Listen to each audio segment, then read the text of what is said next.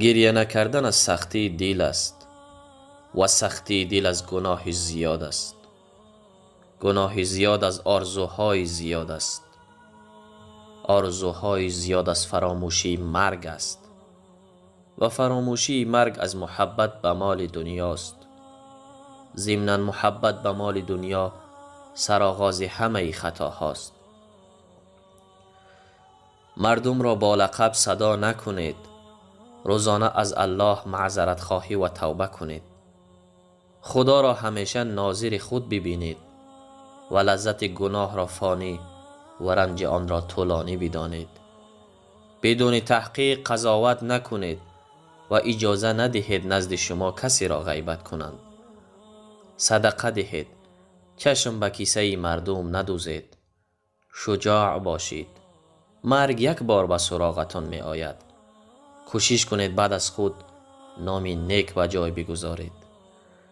دین را زیاد سخت نگیرید و با علما و دانشمندان با عمل ارتباط برقرار کنید. مکار و حیله‌گر نباشید. حامی ضعیفان باشید. اگر می دانید کسی به شما قرض نمی دهد از او قرض نپرسید. نیکوکار بمیرید.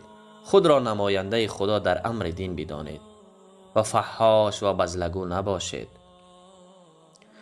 بیشتر از طاقت خود عبادت نکنید و رحم دل باشید.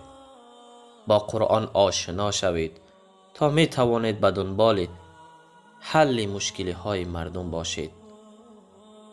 وقتی پرنده زنده است مورچه ها را می خورد و وقتی که می میرد مورچه ها او را می خورند.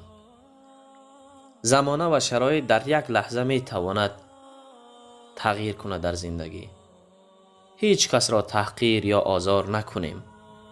شاید امروز قدرتمند باشیم اما یادمان باشد زمان از ما قدرتمندتر است.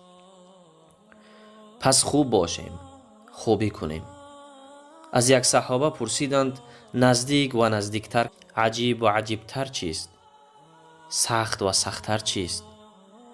فرمود واجب اطاعت از الله و واجبتر از آن ترک گناه است. نزدیک قیامت است و نزدیکتر از آن مرگ است. عجیب دنیا و عجیبتر از آن محبت